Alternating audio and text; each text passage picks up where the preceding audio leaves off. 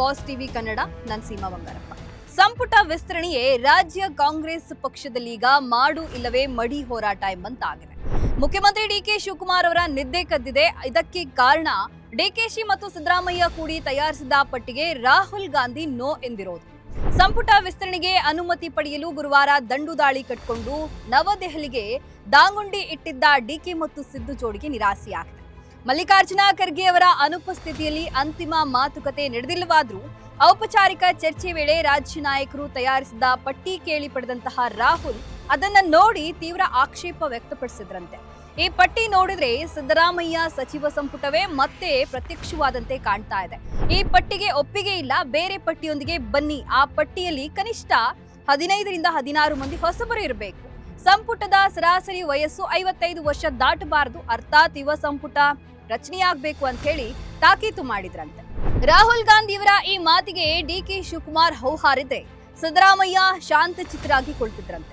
ಅಲ್ಲಿಂದ ಹೊರಟು ಬಂದ ನಂತರ ಬಂಡೆ ಕೆಸಿ ವೇಣುಗೋಪಾಲ್ ಸುರ್ಜೇವಾಲಾ ಅವರ ಬಳಿ ಮಾತನಾಡಿ ರಾಹುಲ್ ಗಾಂಧಿಗೆ ವಾಸ್ತವ ಅರ್ಥ ಮಾಡಿಸಿ ಮನವೊಲಿಸುವಂತೆ ಪರಿಪರಿಯಾಗಿ ಮನವಿ ಮಾಡಿಕೊಂಡ್ರಂತೆ. ರಾಹುಲ್ ಹೇಳಿದಂತೆ ಸಂಪುಟದಲ್ಲಿ ಉಳಿದ 20 ಸ್ಥಾನಗಳಲ್ಲಿ ಬಹುಪಾಲನ್ನ ಯುವಕರು, ಮಧ್ಯವಯಸ್ಕ ಶಾಸಕರಿಗೆ ಕೊಟ್ರೆ ಖಂಡಿತ ದೊಡ್ಡವರು ಗ್ಯಾಂಗು ನನ್ನ ಸರ್ಕಾರವನ್ನ ಅಲುಗಾಡಿಸದೆ ಬಿಡೋದಿಲ್ಲ. ಈ ಡಿ ಗ್ಯಾಂಗು ಬಂಡಾಯ ಎಬ್ಬಿಸಲು ಸರ್ವಸಿದ್ಧವಾಗಿ ಕುಳಿತಿದೆ. ಅಂಥದ್ರಲ್ಲಿ ಅವರಿಗೆ ಮಂತ್ರಿ ಸ್ಥಾನ ಕೊಡದಿದ್ರೆ ಸರ್ಕಾರಕ್ಕೆ ಸಂಚಕಾರ ಬರಲು ದಾರಿಯಾಗುತ್ತದೆ. ಅಲ್ಲದೆ ವಿವಿಧ ಜಿಲ್ಲೆಗಳ ಮೇಲೆ ಈ ಡಿ ಗ್ಯಾಂಗು ಹಿಡಿತ ಇಟ್ಕೊಂಡಿದೆ. ಇವರನ್ನ ಬಿಟ್ಟು ತಮ್ಮ ಕ್ಷೇತ್ರಗಳ ಮೇಲೆ ಹಿಡಿತವಿಲ್ಲದ ಶಾಸಕರಿಗೆ ಮಂತ್ರಿಗಿರಿ ಕೊಟ್ರೆ ಮುಂಬರುವ ಚುನಾವಣೆಯನ್ನ ಎದುರಿಸೋದು ಕಷ್ಟವಾಗುತ್ತದೆ ಎಂದು ಬಂಡೆ ಕೆಸಿವಿ ಬಳಿ ಅಲವತ್ತುಗೊಂಡರಂತೆ. ಶಿವಕುಮಾರ್ ರಾಹುಲ್ ಮಾತಿಗೆ ಕಂಗಾಲಾಗಲು ಅವರಿಗೆ ಡಿ ಗ್ಯಾಂಗ್ ಶಾಸಕರ ಶಕ್ತಿ ಯುಕ್ತಿ ಬಗ್ಗೆ ಸ್ಪಷ್ಟ ಮಾಹಿತಿ ಇರುವುದೇ ಕಾರಣ ಎನ್ನಲಾಗ್ತಾ ಇದೆ. ಮೂಲಗಳ ಪ್ರಕಾರ ಡಿಕೆ ಶಿವಕುಮಾರ್ ಮತ್ತು ಸಿದ್ದರಾಮಯ್ಯ ಒಮ್ಮತದ ಮೇರೆಗೆ ಸಿದ್ಧಪಡಿಸಿದಂತಹ ಪಟ್ಟಿಯಲ್ಲಿ ಬಹುತೇಕ ಹಳೆಯ ಸಂಪುಟದಲ್ಲಿದ್ದಂತಹ ಹಿರಿಯರೇ ಸ್ಥಾನ ಪಡೆದಿದ್ರು. 6ರಿಂದ 7 ಹೊಸಬರಿಗೆ ಮಾತ್ರ ಅವಕಾಶ ಕೊಡಲಾಗಿತ್ತು ಅಂತ ಹೇಳಿ ಎನ್ನಲಾಗಿದೆ. ದೊಡ್ಡವರ ಗುಂಪಿನ HK Patil, Dinesh Gundu Rao, Santosh Lad, Shivraj Tangadagi, Lakshmi Hebbalkar, Sharanabasappa Darshanapur, SS Mallikarjun, RV Deshpande, Tanveer Sait, Zameer Ahmed, Lakshman Savadi ಮತ್ತಿತರರ ಹೆಸರುಗಳಿದ್ವು.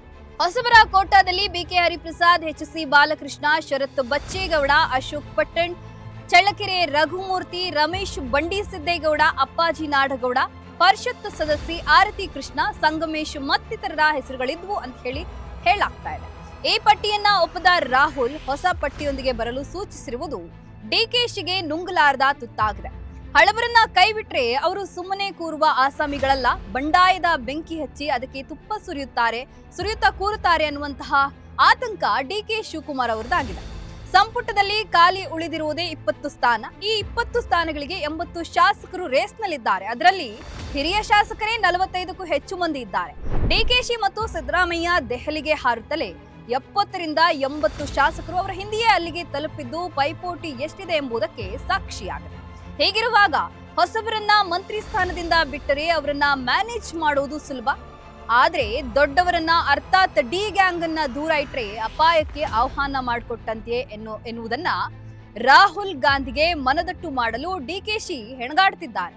ಈ ನಡುವೆ ಸಿದ್ದು ಜೊತೆಗೆ ಮಲ್ಲಿಕಾರ್ಜುನ ಖರ್ಗೆ ಅವರು ಯಾವ ದಾಳ ಎಸಿತಾರೋ ಎಂಬುದು ಡಿಕೆಶಿಗೆ ವರ ತಂದಿದೆ. ಒಟ್ಟಾರೆ ಏನೇ ಸರ್ಕಸ್ ಮಾಡಿದ್ರೂ ಸಂಪುಟ ವಿಸ್ತರಣೆ ನಂತರ ಬಂಡಾಯದ ರಣಕಹಳೆ ಮೊಳಗುವುದಂತೂ ಖಚಿತ ಎಂಬಂತೆ ಕಾಣಿಸ್ತಾ ಇದೆ.